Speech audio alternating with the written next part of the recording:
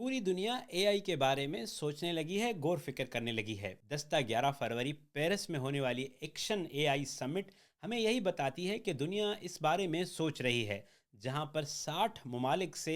सरकारी, गैर सरकारी, कारोबारी और जो इंटरप्रेन्योर या साइंटिस्ट लोग हैं वहाँ पर जमा हुए सैकड़ों की तादाद में, जहाँ पर एआई के इखलाकी, सोशल और बिजनेस डेवलपमेंट के पर्सपेक्टिव्स हैं उन पर बात की गई कि एआई कैसे हमारे इखलाकी इक़्तिदार पे, हमारी सोसाइटी पे, हमारे सीखने पर, हमारे रोज़गार पर या इकोनॉमी पर असर डालेगी। भारत और पेरिस की सदारत में होने वाली ये एआई समिट बेसिकली उन लोगों को लेकर आई थी जो इसमें काम करते हैं, जो इसके बारे में सोचते हैं या पॉलिसी साजी का काम करते हैं। मुझे नहीं पता कि पाकिस्तान से कितने लोग गए। हाँ, मुझे ये पता है कि हमारे कुछ दोस्त जो नॉन प्रॉफिट सेक्टर से हैं वहाँ पर गए थे, बट सरकारी तौर पर कोई गया या नहीं गया इसके बारे में इंफॉर्मेशन अभी महदूद है। लेकिन वहाँ पर जो बहुत इंटरेस्टिंग चीज़ें हुई कि बड़े बड़े ममालिक ने इस बात पे ज़ोर दिया कि एआई को इखलाकी तौर पर और माशी तौर पर लोगों की एम्प्लॉयमेंट्स के लिए सिक्योर करना और माशरे में जो एक इखलाकी जो दायरा है उसको बरकरार रखने के लिए उस पर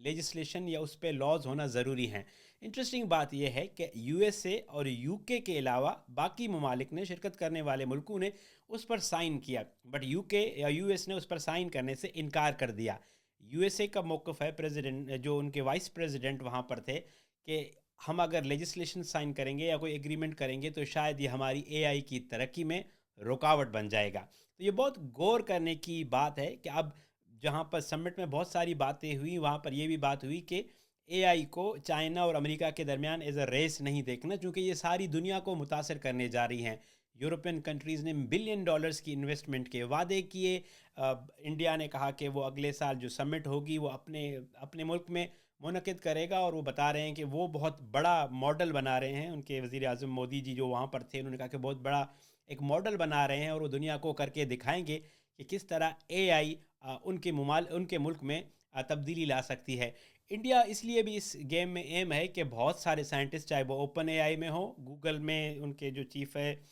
सुंदर पिचाई, या माइक्रोसॉफ्ट के सत्या नाडेला, या परप्लेक्सिटी के जो सीईओ हैं अरविंद श्रीवास, वो सारे इंडियंस हैं। और उसके अलावा भी बाकी कंपनियों में भी जो टॉप मैनेजमेंट पर लोग हैं वो इंडियन बैकग्राउंड से हैं। तो अगर अब जब हम देख रहे हैं कि एआई वो सारे डिफरेंसेस, जो जियोग्राफिकल डिफरेंसेस थे, वो ख़त्म कर रहे थे, और एआई में जो लोग इनोवेशन या तरक्की कर पाएंगे वही आगे दुनिया में चल पाएंगे, तो इंडिया अभी बहुत अच्छे स्टेज पर है और वो अपनी इन्वेस्टमेंट को अपनी कंट्री की तरफ इस फील्ड में लेकर आ रहे हैं, जो शायद आज से पहले वाली टेक्नोलॉजी में उनके लिए बहुत चैलेंजिंग था। बट अब वो सारे जो रिसोर्सेज हैं वो अपने मुल्क की तरफ शिफ्ट कर रहे हैं। हमें नहीं पता कि हमारे पास लोग क्या सोच रहे हैं। ऑफ कोर्स प्रायोरिटीज़ डिफरेंट होती हैं, हमारे कुछ और इश्यूज़ हैं। बट अगर आप इंडिविजुअल हैं, आपके बच्चे हैं, आप खुद लर्नर हैं, नौजवान हैं और सीख रहे हैं, तो आपको एआई की दुनिया पर नज़र रखनी होगी और समझना होगा कि ये दुनिया किस तरफ जा रही है। वरना ऐसे ना हो कि ये बहुत लेट हो जाए और अब जब आपको समझ आए तो दुनिया बहुत आगे निकल गई हो।